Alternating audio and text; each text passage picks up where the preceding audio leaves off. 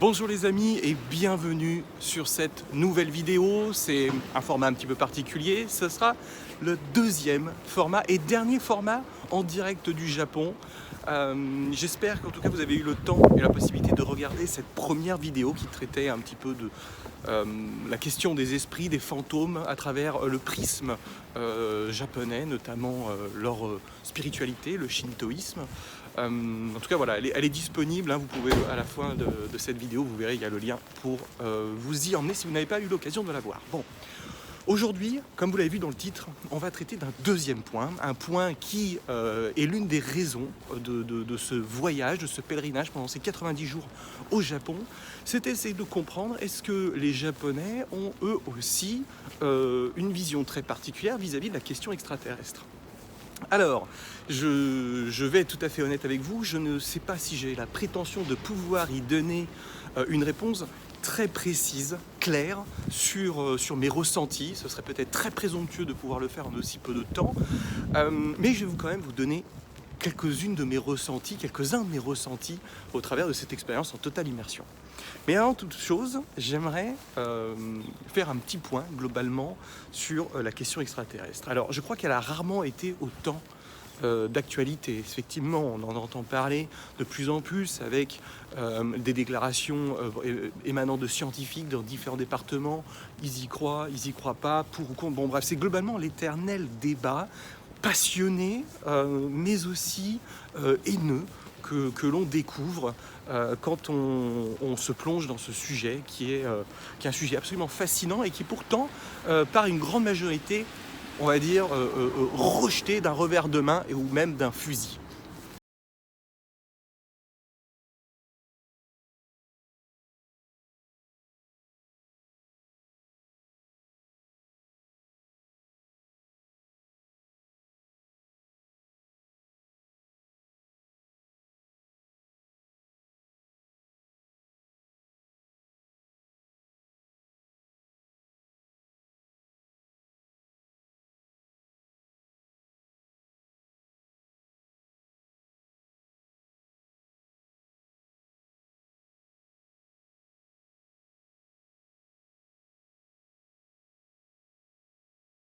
Alors je vais commencer par cette vidéo parce que j'ai découvert, vous savez que je suis affilié au MUFON France, et je passe d'ailleurs un bonjour à tous mes amis du MUFON qui font un travail fantastique, qui essayent d'avoir les pieds sur terre dans cette quête de compréhension, de réflexion.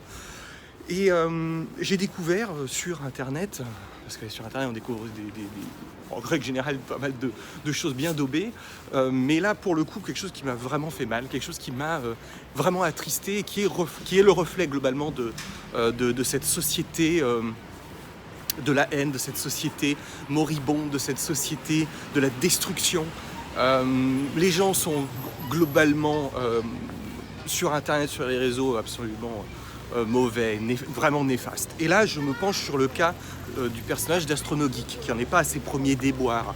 Vous connaissez ma position qu'il avait sur cette fameuse, ce qu'il avait réalisé autour des crop circles. Hein. J'avais un petit peu évoqué la problématique autour de sa démarche.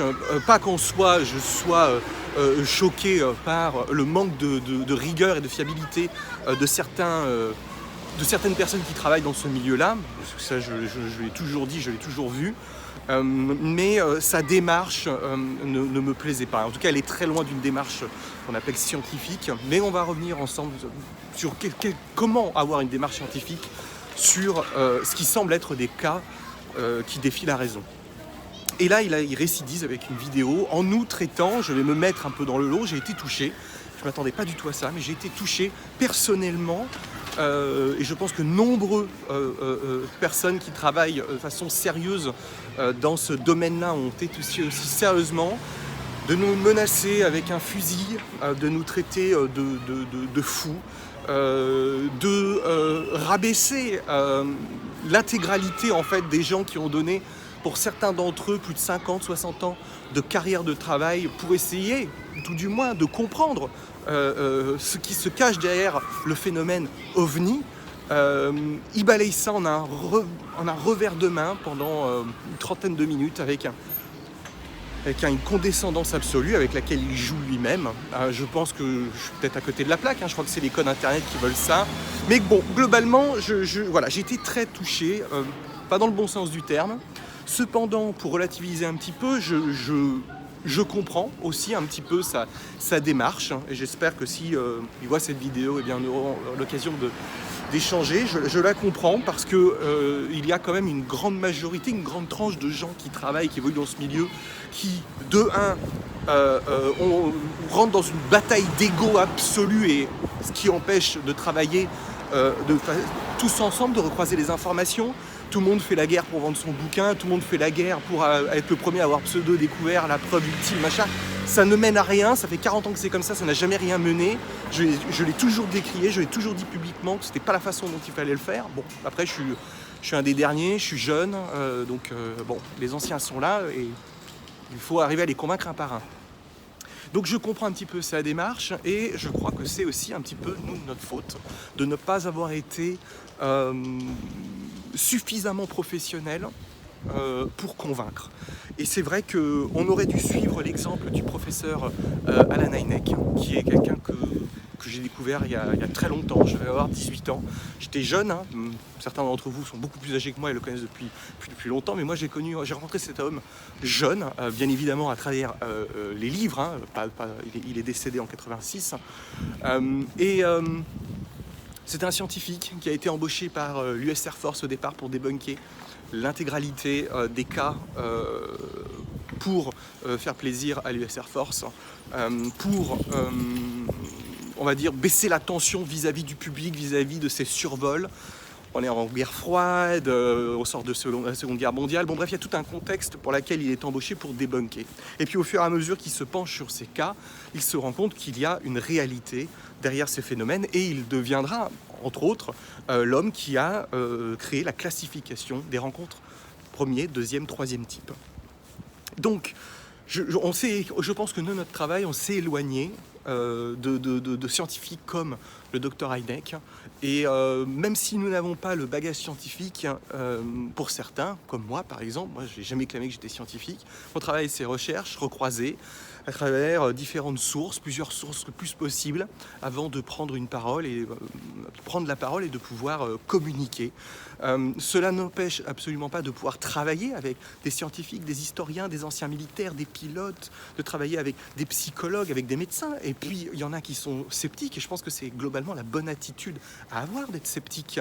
Moi, j'ai jamais été dans une soucoupe volante, j'ai jamais rencontré d'extraterrestres, malgré le fait que j'ai fait 2 observations dans ma vie qui sortent du cadre simple de l'observation de météores, de rentrées atmosphériques, de ballons sondes, parce que j'ai eu la possibilité de vérifier ce que j'avais vécu. Bon, toute la complexité, elle est là. C'est comment réagir face à ce genre de situation. Voilà, c'est un petit peu l'aparté du départ de cette vidéo. Je reviendrai dessus. D'ailleurs, je vous annonce, comme je l'ai fait la dernière fois, Dossier X revient au mois d'avril, plus fort que jamais. Et je reprendrai aussi des lives, comme je le faisais avant, où on va décortiquer pas mal de sujets ensemble. J'espère que ça vous plaira. Sachez que courant avril, je reviens en force sur la chaîne. Imaginez que ça a été un petit peu délicat au Japon, c'était pas... voilà, puis avec le décalage horaire, les vidéos, bon, elles sont passées un petit peu... Ça a été difficile pour vous de les suivre.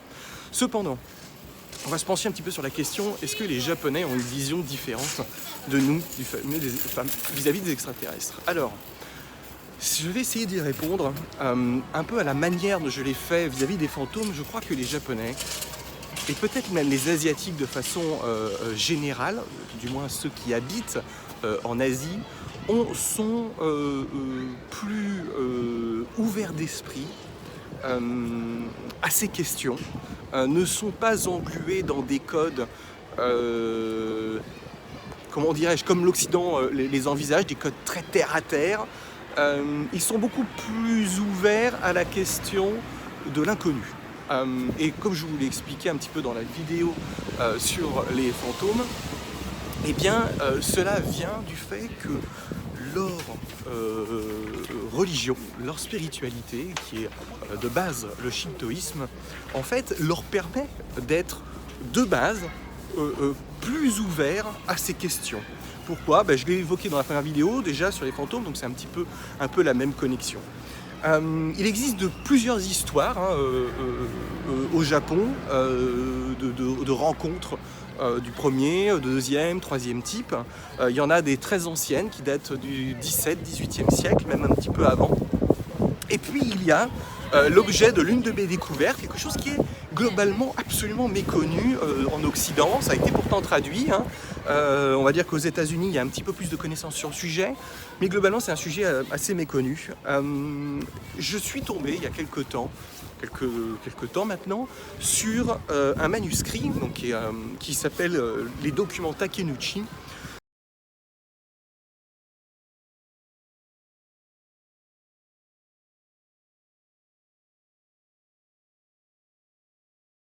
qui relate l'histoire en fait originelle de notre monde. Alors, je vous vois venir, il y en a qui vont me dire ouais, mais bon, est-ce que c'est pas un ramassis de conneries? Bon, on va le placer d'entrée au même niveau que le Coran, que la Torah et que la Bible. C'est-à-dire que ce sont des écrits du passé par des hommes dans certains contextes dans lesquels ils ont été forcés de les écrire, de les mettre en page et puis après de les produire, de les distribuer. À la différence avec les documents Takenouchi, c'est que ces documents sont restés très secrets, n'ont pas fait l'objet de propagande comme les trois premières. Vous connaissez un petit peu ma position vis-à-vis des religions monothéistes. Donc ce document a émergé globalement, un petit peu avant la Seconde Guerre mondiale. Et il appartenait de façon très ancestrale à la famille Takenouchi. Et un homme qui s'appelle Waseda, qui est un des descendants de la famille, en a fait en fait un petit peu, en a fait découvrir un peu une certaine partie du public. Il a beaucoup voyagé en Amérique latine, au Canada. Il a rencontré beaucoup de tribus indiennes. Bon bref, ces documents sont assez fantastiques. Vous pouvez vous procurer le livre traduit en français, je pense que vous le trouvez sur Amazon par exemple, les documents Takenouchi. Je vous mettrai le lien là en haut ou en bas, je sais pas, on verra comment je le mets dans la vidéo. Et puis, comme je vous disais, donc ces documents relatent, on va parler du conditionnel, je l'ai lu de façon multiple, je l'ai approfondi, je l'ai recroisé, puis j'ai fait vérifier pas mal de ces sources. Je n'ai pas fini mon travail de vérification parce que c'est long, ça fait plus d'1 an que je suis dessus, mais pour l'instant c'est assez bluffant, c'est assez fascinant. Le document relate l'apparition de l'homme, bien plus antérieure à ce que aujourd'hui, on va dire l'archéologie, l'histoire et la science nous le transmettent. Toujours est-il à prendre avec des pinces, la science et les vérités d'aujourd'hui ne sont pas les vérités de demain, et étaient encore moins les vérités d'hier. La science n'est pas figée dans le marbre, elle évolue, elle se contredit. Voilà, c'est toute la grande fascination que l'on peut avoir sur ce que l'on croit connaître à un moment T. Mais personne n'était là pour relater l'histoire il y a 300 000 ans, comme le mentionnent les documents Takenouchi, hormis ceux qui ont écrit ces documents. Alors, je vais vous la faire simple parce que les documents sont assez complexes, mais dans une explication assez simple. Ces documents relatent donc l'arrivée de peuple des étoiles qui s'appelle Sumira Mikoto, donc qui est une sorte d'existence extraterrestre qui arrive sur notre planète et qui va apporter la vie, humaine, je dis bien, la vie humaine, les nations, qui va apporter les religions et qui va apporter les hommes de couleur, l'homme blanc, l'homme noir, l'homme jaune, l'homme bleu et l'homme rouge. L'homme bleu, dans les documents, signifie l'homme scandinave, ce sont les hommes du Nord. Et les apporter dans les différents continents. Alors, la région dans laquelle tout commence, c'est une petite province au nord du Japon, pas sur l'île d'Hokkaido, mais sur l'île principale. Et tout commence ici, puis va se déporter vers le centre du Japon, sur les monts Gifu et Hida-Gifu, qui sont les terres anciennes du Japon, qui sont relayées justement à l'ère Jomon. qui est l'une des civilisations les plus anciennes de la planète, d'après nos archéologues, et qui est absolument fascinant dans ses connaissances. Et d'ailleurs, ce qui est vraiment, qui rajoute un petit peu de sel à tout ça, alors ça ne veut pas dire que j'ai la réponse, je pense que personne n'a vraiment la réponse, c'est que c'est l'une des rares régions du Japon, c'est même là la seule région du Japon à laquelle il existe des sites mégalithiques, des sites qui n'existent nulle part au Japon. Nous n'avons pas de traces, d'explications pourquoi ces monuments sont là. On en trouve près de Nara, on en trouve dans les montagnes de Gifu, et on y trouve d'ailleurs à Gifu le plus vieux calendrier solaire de la planète, qui est dans les montagnes de Gifu. On avait essayé de s'y rendre avec Mariana il y a 2 ans. On avait contacté l'historienne locale, ça devait se faire, et malheureusement on a eu un empêchement qui a fait qu'on n'a pas pu le faire, mais je sais qu'un jour j'aurai la possibilité d'y retourner, parce que j'ai vraiment envie d'aller voir cet ensemble absolument extraordinaire. Donc je vous mettrai les informations au fur et à mesure dans la vidéo, vous pourrez vous renseigner par vous-même. Même si beaucoup de ces documents sont en japonais, c'est toute la problématique, c'est que le Japon a mis une chape de plomb sur son histoire avec la barrière de la langue. Donc c'est l'une aussi de mes raisons pourquoi je suis là, pour progresser dans la langue, pour me faire des contacts et pour pouvoir, moi personnellement, me spécialiser un petit peu dans cette culture perdue, parce qu'en Occident, en fait, on n'a absolument aucune connaissance. On connaît beaucoup de choses du Japon, les mangas, les comics, la télé, tout ce genre de trucs, mais on ne connaît pas vraiment son histoire passée. J'ai eu la possibilité dans mon séjour de rencontrer différents personnages, différentes personnes, des japonais, japonaises qui habitent ici, qui sont liés au document Takenouchi, avec lesquels j'ai pu échanger. Il y a, on va dire, un certain noyau de gens qui connaissent en fait cette histoire, même si c'est globalement pas l'histoire la plus connue. Alors, on revient un petit peu sur ces documents Takenouchi. Alors, quand les 5 hommes de couleur arrivent en fait dans cette région du Japon, on va leur inculquer d'aller se disperser sur les terres de la planète, et pour développer la vie, pour y vivre et tout ça. Bon. Ce qui est assez intéressant dans les documents Takenouchi, on nous explique que le Japon est un modèle, une réplique miniature des 5 grands continents terrestres. Sa conception, ses îles, ses formes sont une réplique, ce qui en fait un des pays les plus riches de la planète en termes de végétation, dans sa reproduction des 4 saisons. Bref, il y a tout un ensemble de détails absolument fantastiques. Beaucoup de connaissances ont été transférées aussi auprès des natifs américains, donc les Indiens. On retrouve d'ailleurs une grande connexion entre la langue de certaines tribus indiennes et la langue japonaise. Ils ont énormément de mots en commun, avec des prononciations différentes, mais avec beaucoup de mots en commun. Ce qui, en tout cas dans mes travaux, à l'heure actuelle, m'a mis vraiment la puce à l'oreille sur une connexion passée, qui me semble, en tout cas là, aujourd'hui, comme ça, qui me semble plausible. Je n'ai pas de preuves, voilà, c'est des travaux. D'ailleurs, j'invite, si il y a des archéologues, des historiens, sur leur temps libre, qui ont envie de travailler, de partager un petit peu de temps avec moi sur ça, eh bien, c'est avec grand plaisir. Je sais que vous me demandez, j'en ai certains qui m'ont demandé de travailler sur certaines choses, mais voilà, en tout cas, c'est un appel à l'échange. Dans ces documents Takenouchi, on apprend aussi que les religions ont été implantées pour développer la paix, ce qui semble pas avoir vraiment fonctionné globalement, et qu'il y a différentes ères, différentes périodes, et qu'aujourd'hui nous sommes dans une ère qui semble être une des dernières ères en fait de toute cette histoire autour des documents Takenouchi. Alors c'est énormément de contenu, beaucoup de questions, beaucoup de bon, ok, c'est intéressant, mais comment on peut recroiser ça, comment on peut avancer sur cette question.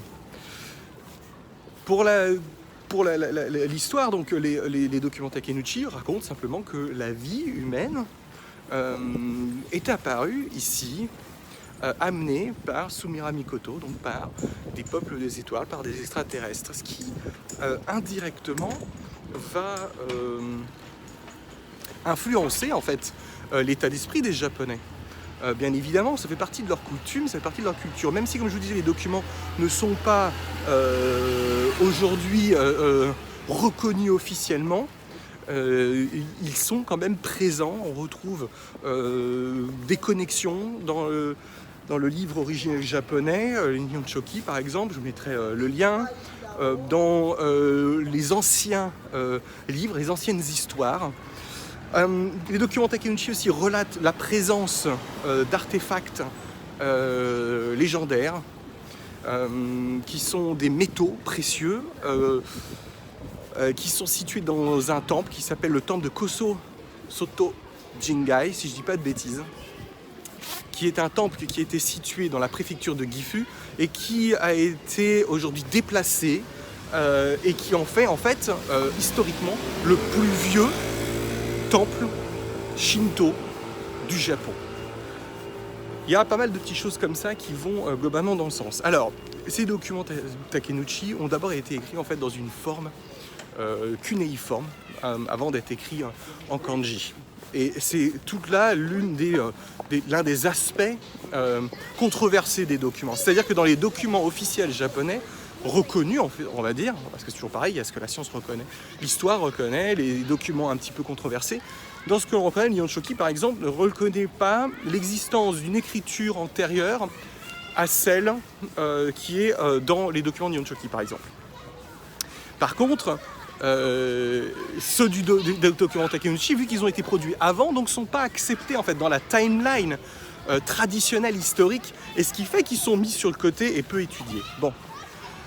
L'un des problèmes. Le deuxième problème, c'est que ces documents ont été remis à l'empereur avant la Seconde Guerre mondiale. Ils ont été entreposés à Tokyo. Et malheureusement, une grande partie des archives ont été détruites pendant l'un des bombardements des Américains pendant la Seconde Guerre mondiale, vu que Tokyo a été sujette à une multitude d'explosions de bombes et d'incendies. Bon.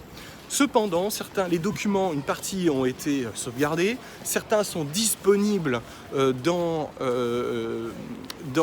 certains musées. Notamment, il y en a un qui est disponible près du musée. Il y en a un à Tokyo et il y en a un, je crois que c'est un petit peu plus au nord-est, si je ne dis pas de bêtises. Je vous mettrai le nom de la préfecture en lien. D'ailleurs, c'est un endroit où il y a aussi beaucoup d'expositions Jomon sur les poteries de l'époque. Et donc on essaie comme ça de retrouver les traces. Et le professeur Waseda, donc celui qui a le dernier en fait, bon il est décédé, hein, mais le dernier qui avait les documents en sa possession a décidé de lancer en fait un site pour les traduire en multilangue. Donc ça a été fait avec des soutiens, des dons, ce genre de choses, et c'est traduit dans plusieurs langues en fait. Donc en fait les documents ne demandent rien dans l'absolu, simplement c'est une ouverture de conscience, c'est extrêmement intéressant à lire, ça fait pas de mal, ça nous apprend aussi une culture que l'on ne connaît pas, qui a une mentalité absolument radicalement différente de la culture cancérigène, de la culture néfaste que nous, en tant qu'occidentaux, nous pouvons avoir. Quand j'attaque vraiment ça, parce que ça fait partie de nos gènes. Je suis à moitié portugais, donc moi je suis un colon, quoi. C'est dans mon sang, comme les Irlandais, on est des colons. Et c'est la grande différence qu'on peut avoir, par exemple, avec les cultures asiatiques, qui sont beaucoup moins portées, en fait, sur propager la parole. C'est-à-dire que nous avons visité le monde avec une Bible à la main et en échange, on prenait leurs terres, leurs femmes, leurs objets. Eux n'ont pas propagé le Shinto en dehors de leurs frontières, ou le bouddhisme très très peu. Quand le bouddhisme est arrivé au IVe siècle au Japon, ça s'est fait globalement dans la paix au regard de ce que nous on a pu faire en Occident, au Moyen-Orient, sans parler forcément de l'Amérique du Nord avec le massacre des natifs américains. Bref, donc ce genre de documents sont assez intéressants pour découvrir aussi une autre philosophie de vie qui explique certaines différences, pas toutes bien évidemment, hein, mais qui nous ouvrent les yeux sur d'autres perspectives. Il y a un point assez fascinant dans ces documents qui fait sourire, parce que moi j'étais pas prêt hein, quand j'ai découvert ça. Mais l'histoire de Jésus-Christ n'est, d'après ces documents, ils ne disent pas qu'elle n'est pas exacte, en fait ils racontent simplement une autre histoire. Jésus-Christ, qui est l'un des prophètes, amené par Sumira Mikoto, donc ce sont simplement des hommes sages qui avaient une vision pour établir la paix, qui a été transformée après, parce que entre les premiers écrits du Christ et la validation des évangiles par le roi Constantin en 330-340, il y a une vraie différence. Et il y a la vision spirituelle qu'apporte le Christ, et puis il y a ce que l'Église va en faire, des lieux de culte, les croisades, même chose chez les musulmans, même chose chez les juifs. Donc on est, ces hommes sages sont apportés par Sumira Mikoto, et vont voilà comme ça propager un peu la parole. C'est vraiment assez fantastique, c'est très très bien écrit. Et il y a un truc qui m'a marqué, donc c'est la vie de Jésus. On nous a appris que Jésus était mort sur la croix, on nous a appris que Jésus n'avait pas de frère, par exemple. Et dans les documents, c'est un peu une autre histoire. Jésus a un frère. Ils sont originaires donc du Japon, parce qu'ils viennent de Sumira Mikoto. Et ils vont avoir justement faire ce long voyage en terre d'Israël. Et puis Jésus va disparaître pendant plusieurs années, je ne sais plus, vous me direz dans les commentaires, mais je crois que c'est pendant 13 ans, je crois, que nous n'avons pas en fait d'informations officielles sur où est Jésus pendant ces 13 années. Il faut que vous me disiez exactement, parce que bon, là j'ai pas mes notes, même si je connais très très bien les sujets, ça peut je vérifierai, je mettrai dans les liens. Et donc du coup, les documents expliquent qu'il est revenu au Japon en fait, et que c'est son frère qui a pris sa place sur la croix en fait. C'est pas Jésus qui est décédé sur la croix. Alors vous allez me dire, c'est quoi cette histoire? Je pense que les cathos vont se foutre, se jeter par la fenêtre. Encore une fois, c'est déroutant. Et c'est là que ça devient intéressant. C'est qu'il semblerait que Jésus ait été enterré au Japon, dans une petite ville du nord du Japon. Je vous mets le nom de la ville et le lien.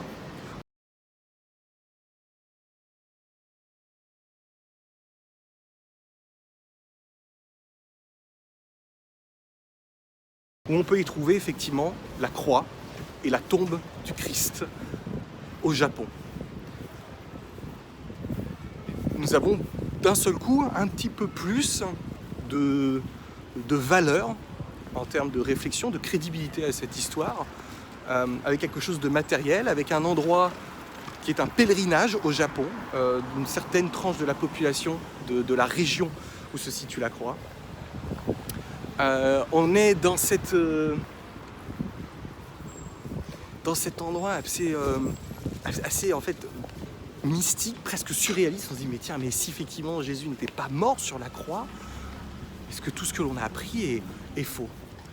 Ce que m'apprend moi cette histoire, la perception, c'est pour ça que je suis très, comme je vous disais au début de vidéo, très touché par le comportement de personnages comme Astronomique. Il n'est pas le seul, là il prend un petit peu parce que bon bah voilà, c'est lui qui a fait ça, mais il n'est pas le seul.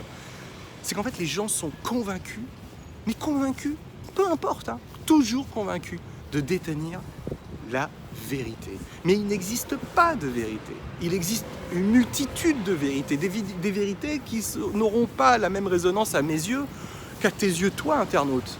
Des vérités scientifiques qui ne sont pas forcément des vérités scientifiques, parce que les corps scientifiques, qu'est-ce que c'est que la science? La science, c'est un département de recherche par des hommes et des femmes avec des positions, des sentiments, des croyances et des compétences, malgré les procédures scientifiques, malgré les protocoles, ça reste toujours des hommes et des femmes humaines qui écrivent et qui restent maîtres des mots qu'ils utilisent lors de leur protocole. Comme le dit Louise Elizondo Simple, il dit, vous pouvez être scientifique, vous êtes mandaté à cette opération autour de ATIP, donc cette opération de déclassification sur les ovnis, de documentation sur les ovnis pendant plus de 10 ans aux États-Unis.